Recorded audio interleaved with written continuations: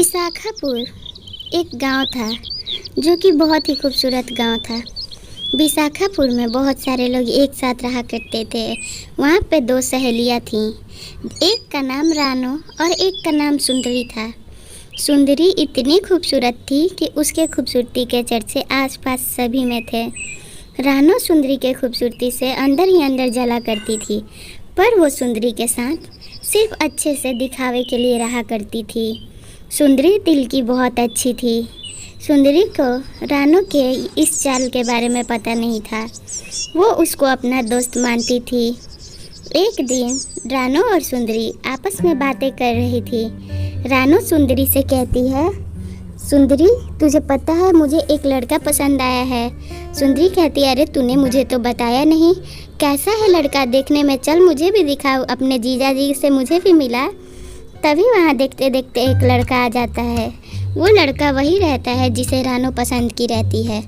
वो वहाँ आके कहता है कि यहाँ से टूनपुर गांव कहाँ है। सुंदरी देखते रहती, वो सुंदरी की आंखों में देखते रहता है। उसे सुंदरी पसंद आ जाती। रानो को अंदर ही अंदर पता चल जाता है, क्योंकि वो रानो की ओर एक भी बार नहीं देखता। उसे फिर से जलन होती और गुस्सा आता कि ये सुंदरी सामने क्यों आ गई, इसके वजह से वो मेरी ओर नहीं देख रहा है।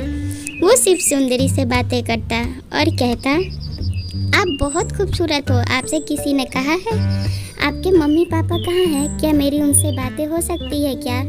तभी सुंदरी कहती, मम्मी पापा तो घर पे नहीं है। वो कहता, मुझे आप पसंद हो और मुझे आपसे शादी करनी है।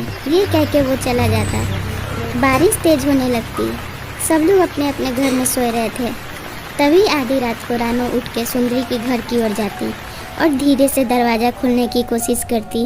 दरवाज़ा नहीं खुलता। तभी छिपाए हुए चाकू निकालती और दरवाज़ा पे कट लगाने लगती।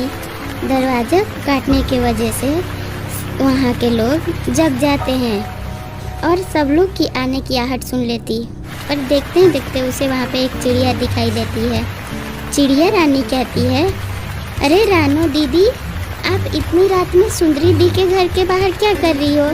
रानो कहती है, ए टुनटुनी, तू इतनी रात को बारिश में क्या कर रही है? तू जा जल्दी से अपने पिंजड़े में बंद हो जा, वरना मैं सबको बता दूंगी कि तू इतनी रात में बाहर निकलती है। फिर वो लोग तुझे घर में पैक कर दिया करेंगे। तभी टुनटुनी चिड़िया कहती है, अरे अरे रानो दीदी, ये जो बारिश हो रही है इसमें बहुत मज़े आ रहे हैं, इसलिए मैं थोड़ा सा सैर करने के लिए निकली थी। अगर मैं सुबह में निकलूँ तो मेरी मालकिन मुझे नहीं निकलने देंगी। रानो टुनटुनी को अपनी बातों में फंसाती और कहती, देख टुनटुनी, चुपचाप तू जहाँ जा रही है जल्दी से बारिश का मज़ा ले और घर जा। तू यहाँ क्या कर रही है? मैं तो अपनी सहेली सुंदरी से बात करने आई हूँ। टुनटुनी उसकी चाल को नहीं जान पाती। उसे लगता कि रानो सच कह रही है। वो और सुंदरी आपस में बात करेंगी। टुनटुनी बिना सवाल जवाब किए अपने घर की ओर वहाँ से निकल जाती है।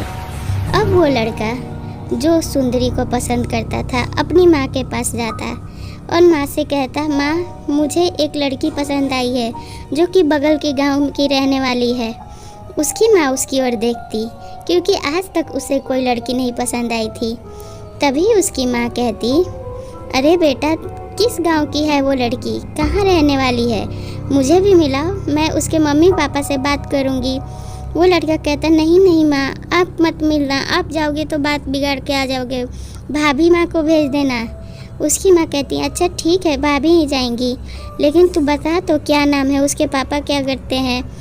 तभी वो लड़का कहता, उस लड़की का नाम उसके जितना ही खूबसूरत है।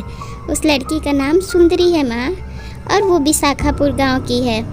उसकी माँ हंसते हुए कहती, अरे वाह, विशाखापुर तो पास में ही है। चल ठीक है, तू जा आराम कर और टेंशन मत ले, मैं तेरी भाभी को भेजूंगी। अगले दिन ही उसकी भाभी माँ उस गांव में आती है। उस गांव में आती हैं तो सुंदरी का घर पता करते करते उसके घर के पास आती।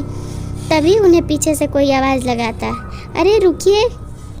वो रुक जाती और कहती कि सुंदरी का घर यही है ना? वो कहती है कि हाँ, मैं ही सुंदरी हूँ, मुझसे कहिए। कहती, अच्छा आप हैं सुंदरी जिसके ऊपर मेरे देवर जी दिल हार चुके हैं। वो उन्हें चाय दे देती और वहीं बैठा देती। बैठ के बहुत देर बात करने के बाद रानो कहती सुनिए, शादी के बाद हम लोगों को एक साथ ही रहना है, तो आपको जितने दहेज में पैसे चाहिए आप मुझसे ले लो और मुझे अपने घर की दुल्हन बना लो। ये बात सुन के उसकी भाभी को अजीब लगता और वो कहती, अरे सुंदरी, तुम दहेज की बात क्यों कर रही हो? तभी रानो कहती कि दहेज ले लोगी तो वो आपका देवर है, आज आपके साथ है, कल को आपसे दूर हुआ तो फिर हम लोग मिल के रहेंगे। मेरे जितने भी जायदाद होंगे मैं आपको दे दूंगी। आपके देवर जी से बोल के बिल्कुल भी मत घबराइए। ये सब बात सुन के उसकी भाभी को गुस्सा आने लगता है और वो कहती कि ये तुम क्या बातें कर रही हो? वो कहती, मैं सुंदरी नहीं रानू हूँ। इतने में वो गुस्सा के खड़ा हो जाती और कहती, बेशरम कहेंगी, कब से तुम मुझे बेवकूफ़ बना रही थी। रानू रोने लगती और कहती, प्लीज़ मुझे छोड़ के मत जाइए, मुझे ऐसा कीजिए कि अपने घर की बहू बना लीजिए। मुझे आपके देवर जी बहुत पसंद है और मैं उनके बिना नहीं जी सकती। वो कहती, तो ठीक है, जाओ, जो करना है करो। गुस्सा के वहाँ से वो निकल जाती। ये सुन के वो गुस्से से पेड़ पे जाती और वहाँ से कूद के अपनी जान दे देती। उसके चीखने की आवाज़ सुन के गाँव वाले लोग इकट्ठे हो जाते। गांव वाले जब वहाँ आते हैं तो देखते हैं कि रानो गिरी हुई है। रानो को टांग के वो लोग ले जाके उसकी लाश जला देते हैं। रानो अब एक चुड़ैल बन जाती, एक ऐसी चुड़ैल जिसकी शादी नहीं हुई थी, और वो कहती कि इस गांव में मैं किसी भी लड़की का शादी नहीं होने दूंगी। ये सबसे परेशान होकर गांव वाले बाबा जी के पास जाते और बाबा जी को बुला लाते। बाबा जी आते हैं और अपनी जादुई शक्ति से रानो की आत्मा को पेड़ से छुटका देते और उसे मुक्ति दिला देते हैं और उस पेड़ को एक जादुई पेड़ का रूप दे देते हैं। उस पेड़ को पेंसिल का पेड़ बना देते हैं और कहते हैं कि देखो, तुम अपनी पेंसिल से इस गांव की लड़कियों को विकास में मदद करना, ताकि वो ऐसी रानो जैसी हरकतें फिर कभी ना करे। रानो मर के क्या ले गई, अपना ज़िंदगी बर्बाद कर ली वो।